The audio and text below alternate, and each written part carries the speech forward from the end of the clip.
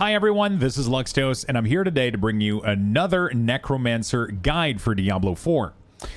This one is going to be pretty cool, so it's going to be a variant of the Corpse Explosion build, but with a little bit of Minion. So there's a really cool build that you can do that has like really nice survivability with Corpse Explosion, Bone Spear, Tendril, and all that stuff, and Decrepify. And that's probably going to be my next build. But while I was working on that and looking into this, I really wanted to try to make a variant of it that would have Minion. I know Minions right now are heavily requested. There's something really cool about controlling an army of the dead, because, you know, like that's what Necromancer usually looks like. And this build kind of achieves this. So again, I want to preface this with a little, a little heads up. This is not an S tier build, like the best build in the game. I'm not going to try to oversell this to you, but I'm running 50 plus pretty comfortably. I just did a 53. It's not as fast as Bone Spear, but it kills things really well. If you have like nice density and you're able to pull things together, things will literally melt because of your Corpse Explosion, your damage, your shadow damage over time. And what's really nice is you feel super safe because you have easy permanent Fortify. Because your Minion, your Reaper, are going to be generating a ton of Corpse, which is going to give you Fortify, which we're going to go over when we look at the build. But it's just been really fun. It feels tanky. It feels nice. All of your Minion are going to act as like kind of a little source of distraction, which negates a lot of the damage. And then you're going to have Perma Fortify. And we're just going to be blasting. So I'm going to be doing a quick 50 key right now to show you the build before, obviously, we're going to go over the ability, the gear, the Paragon, the gem, what Minion I'm using, and all of that. And you guys won't be able to say it. I just wanted to be honest with y'all. The build works. It clears pretty well. It's pretty fun. It has to be probably one of the most fun builds as well on controller. Because as you can see, we don't even have a spender. We don't even have to aim anything. We literally just decrepify the entire battlefield. And then we Corpse Tendril, we mass Corpse Explosion, and we have a good time, right? And you have almost infinite Blood Mist as well, so you're super tanky. And it's really fun. So let's get right into it. Let's start with the build real quick. So the first couple of points don't matter. They're all there just to allow you to go further. So pick whatever you want here. You just need to put 3 points. And then we're going to go for Hued Flesh. So this is going to be the core part of the build. This is going to allow you to generate even more Corpse that we're going to be blowing up and using Corpse Tendril on. So that's going to be really neat. We're going to go for that Blood Mist with the Corpse Generation one. That's going to be really cool. It's going to allow us to just get almost infinite Blood Mist, and that's going to be really fun. We're going to dump 5 points into Corpse Explosion because that's going to be our main damage here. We're going to have the Enhance and the Blighted Corpse version, obviously. We're going to put 3 points into Skeletal Warrior Mastery because we want them to not die all the time. Then we're going to put 1 point in Grim Harvest and 3 in Fueled by Death here. We're going to put 1 point into Decrepify, and then we're going to go get the cooldown reduction here. We're going to put 3 in Skeletal Mage Mastery so they don't die, because they're quite useful, as your minion are not going to do a big chunk of your damage. It's going to be pretty low. But you still want them to be alive because they do some good shadow damage. They apply some stuns. They're really good. Also, apparently right now there's a bug where shadow mages aren't working at the moment with Shadow Blight, from what I've understood. It's a recent bug. So we would technically be doing even better when this is fixed. I still haven't fully tested it out, but yeah, so that's one thing to consider here. They're going to be applying a lot of stuns with their passive and all the shadow damage here, so that's going to be neat. So we're going to go for Reaper's Pursuit, 1 point, just to unlock the rest of it. We're going to put 3 in Gloom. We're going to put 3 in Terror and 1 in Crippling Darkness, just to get that extra stun. It's really nice. 3 in Necrotic Carapace. So Minion build is right now one of the only build that runs Necrotic Carapace, because your Reaper will just generate so much corpses that you're going to have 100% Perma Fortify. It's insane. 1 point into Corpse Tendril. It's going to be really important to get plus rank from your other skill if you want the lower cooldown. And we're going to go for Vulnerable. That's going to be the only way we apply Vulnerable.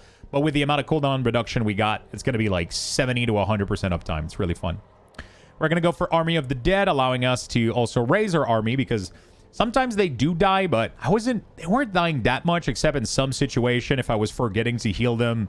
Sometimes they would start falling off, but you press this ability so often because of the cooldown reduction that you don't even notice it. They just come back to life all the time, which is really neat. Inspiring Leader here. It's just going to allow you to keep them alive.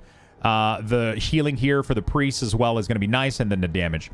Honestly, I'm still testing out Hellbent Commander. Those 2 points could be moved into more stun because your minion don't do that much damage. They really, really don't. They're a little part of damage. You have some of your abilities allow them to the mages can hit for nice, but the the warrior are definitely not doing much. So this is something that you can play with if you want. You could remove these 2 points, and you can easily place them into Crippling Darkness for more stun. You could even put them into Corpse Tendril for more cooldown reduction. Feel free to do that. There's not a lot of other really, really good option right now, so that's what I would mostly suggest. You could even put more points into Blood Mist if you want to make sure you get close to like permanent Blood Mist, which could be really fun. But right now I'm going to leave them here because that's the initial build that I had. The mages still dish out some damage. And then we're going to pick Shadow Blight, obviously. For the gear, it's going to be really straightforward. The 2 main required unique here are going to be Howl from Below, which is going to give you some nice lucky hit and Corpse Explosion attack speed. But most importantly, it's going to create Minion. Instead of just exploding the corpse, it's going to create Minion that will then run to the target and do a higher increased damage Corpse Explosion, which is really good. So it allows you to use Corpse all over the battlefield instead of just the one that are underneath the monster, pretty much. And then we're going to pair that with Black River, which is going to allow us to get some nice additional damage and also just popping more corpse at once. So you're not, exploding each corpse individually, especially since it kind of gets complicated when you have so much miasma all over the place. You don't even know where the corpses are. So you're just like moving your mouse randomly trying to hit corpse. So this kind of helps. Also, if you want to play with a controller is really good with corpse because it auto snaps to them. So as soon as you use a corpse ability, it will go to the nearest corpse that's targetable compared to the mouse where you have to have your mouse over or really, really close to it. For the rest of the gear, I went with 2 increased warrior because 2 more reapers means more corpse. I had some max life, armor, willpower, really good. Rank to decrepify, really good as well. On the chest here, we got some intelligence, some shadow damage, total armor, maximum life, and then disobedience here for the plus armor, obviously. For the stats, you're pretty much just looking for like shadow stuff. So anything that gives you shadow damage over time, anything that gives you a damage reduction with shadow. I didn't manage to get any of these, but you can get a perk that gives you like 20% shadow damage reduction against target that are sitting in damage over time shadow, which is going to be all the time for you, which would be a massive defensive layer for me. But I couldn't roll it. I think my shield right now is rolling like 2-3 million gold in my neck as well. It's kind of getting horrible. So my gear isn't fully optimized for it, but it's pretty good. It's pretty high quality right now. The pants, we got a little bit of damage reduction for your minion, just so that they don't die too much. That's a possibility here. The most important part for the pants is as much damage reduction as you can. So maximum life is cool too, so they don't die, and a little bit of corpse explosion rank is going a long way. For the boots, again, corpse reduction. Sorry, not corpse, but corpse tendril plus rank, really, really good, and as much movement speed as you can get on your boots. And then we're going to get the Blood Mist trigger Corpse Explosion and reduce its cooldown, which is going to allow this and Decrepify's cooldown reduction to bring it almost to zero cooldown all the time in big density, which is nice. You can perma just go into the ground while your army is distracting everybody and just everything is just melting in puddle of darkness, which is really cool.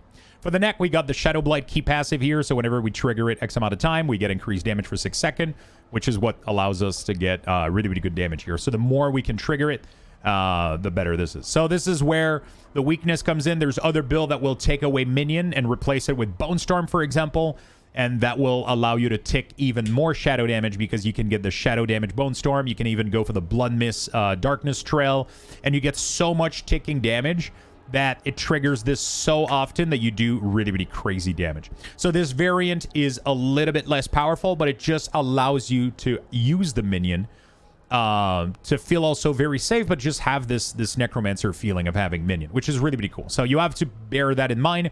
You're sacrificing a little bit of powerfulness, I guess, in your build, a little bit of damage just to be able to fit in those minion, but it makes for a very fun playstyle if you like the playstyle. So again, on the necklace, we got Gloom, we got a Corpse. The best would be to get a +3 all Corpse on neck, would be amazing. Gloom is pretty good. It does some decent damage. It adds some decent damage. Any damage reduction, as all of that stuff is really, really good. On the ring, Lucky Hit is amazing. Try to get some Lucky Hit. Damage over time. Damage inflicted to shadow over time enemies, all that stuff. Damage to close enemies. We're going to be pretty much very close because we're always going to be using Blood Mist to get in there. So that's going to be nice. We're going to have the Shadow Blight, the second Shadow Blight key passive here, which is going to allow it to ramp up and do some bigger ticks, which is going to be really cool. And then the second ring, we're going to have some maximum life right now, some shadow damage. So just there's no like best stats. It's just try to get like either life, anything that has the word shadow in it is usually going to be pretty good. Avoid critical strike damage. Avoid that because you can't crit anyway with damage over time. So just go for anything shadow, lucky hit, max life. Those are always good to go. And we're using a shield, so it makes us pretty tanky right now. Pretty good. We got some damage reduction to close enemy, max life, cooldown reduction, and we got 2 extra skeletal mages, so we can have a decent sized army. For the Book of the Dead, we got the Reapers and the Shadow Mage, and we're sacrificing Golem for blood for 10% extra health, which is nice. As you can see, I'm not using the health gem because I'm sitting at a 13k health right now, level 100, with a lot of plus life on my gear. I don't even have plus life on my legs. So like I'm not even like rocking like plus life everywhere, but I got some decent chunks, especially like from the helm here. Like we got 1,000, we got a couple on the ring as well, the shield. So we got big chunks of life in a couple places. But even with the gem, I was sacrificing pretty much 2,000 to 1,500 HP for 18% of damage reduction while fortified. So I thought that was worth it, especially since we keep it 100% of the time. For Paragon board, I'm going to go over it really quickly. There's still a little bit of optimization to be done here, but this is going to be posted in the description down below, the d4builds.gg. So pretty much we're going with a starter plate with Amplify, so everything that's cursed, we do more damage to it. And then we got Wither here for extra shadow damage, which is most of our damage. So that's really good. So we got Darkness here for extra shadow damage as well. We could have a lot more willpower socketed here, but I'm out of points because I haven't fully capped my renown. So there's obviously a little bit more nodes here, I think, that I could be able to get. So we got another one here that we would get. And yeah, that would be, we got another one here that we could get to boost up this damage. So that would be kind of cool. But we will have to do that when we finished the rest of our thing. And we're hitting like all of the shadow damage node, shadow damage over time, all of that good stuff. Next is going to be the Minion. Even though they don't do much damage, you still don't want them to die. So everything that increases their life and their armor and all that stuff is going to be really good. I'm missing dexterity here to pump this a little bit more. So that's something that I could fine tune a little bit, especially with I'm missing pretty much 4 regions for extra Paragon points. So this could be something that we could reach potentially here. Minion damage, minion attack speed. Attack speed is really good. They trigger, so the Reaper can trigger a little bit more corpse, so that's nice. Skeletal damage, pretty neat. Also, it gives them resistance so they don't die, because they're pretty useful for the stun component, and just if they fix the bug where their shadow attack doesn't trigger Shadow Blight, the attack speed is going to ramp up, and it's just going to help with that once once that issue has been patched. Minion damage node, all that good stuff. And then we got, obviously, here, control. Control is going to give us massive damage to crowd control enemy, which they're going to be crowd control all the time because of Corpse Tendril. So that's going to be good. And then we're not fully optimizing it even still right now. And then lastly, we're going to go for Flesh Eater here. So we're going to get some damage when we blow up 5 corpse, which is going to be up all the time because that's the whole point of our build. And again, here I'm missing some points. I need to go get some of the important nodes here. A lot of these important like resistance node would be nice, and then I would be able to get a little bit more points in there and have it be a little bit more impactful. But that's pretty much the board right now. There's still some optimization. When we get all of our points, we're going to be able to push that up. But that's going to be pretty much it. Enough talking. I know sometimes we talk a little bit much at the start of the video, but I want to make sure you understand the build and you are kind of good to go. So it's going to be pretty straightforward. We're just going to run down here and we're just going to pretty much, every time we see something, we want to curse it, right? We don't have anything else to spend essences on, so we're going to Army of the Dead instantly here. We're going to Blood Mist, get in there, try to get some first corpse, and then we're going to Tendril as soon as possible. Blood Mist again. There we go, and everything is going to be vulnerable and dead, so that's going to be neat. We got some Drifting Shade we're going to have to be, we're going to have to be aware of, because those are going to hurt and silence us. As you can see, Minion are doing well. I haven't, like, really healed them yet. Well, we already got Army of the Dead back, so if any of them are dead, they're already back up. Corpse Tendril, and then we just blow everything up. It's just, like, big corpse explosion everywhere. As long as you have density, you're doing great. So, there we go. We're going to try to consume maybe 1 corpse here to try to heal them up. There we go. And we're just going to keep pushing. Make sure you decrepify everything. It gives you good damage, and especially the cooldown reduction is going to be needed here. Going in with... it's crazy. We got so much cooldown reduction. It's absolutely insane, right? It's not even, you know... We just have perma blood mist here, which is really, really neat. So I like to do it because it gives me the miasma puddle, which these trigger lucky hit, which triggers more corpse, which triggers also lucky hit, decrepify cooldown reduction. So it's a really nice starter for the build that allows you to get your first, you know, your first little hit in there. And then as soon as you get enough miasma in there, you can just spam your ability. It's just crazy. We can blood mist again here quick. And then we got a little elite. These can take a little bit more time to die, especially if there's not a lot of good density around. But there he goes. You can see I'm pretty tanky. I'm feeling pretty safe. We just got to go for that density here. We just got to go for these.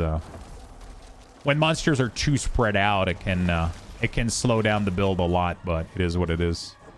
We're just going to go try to curse everything here.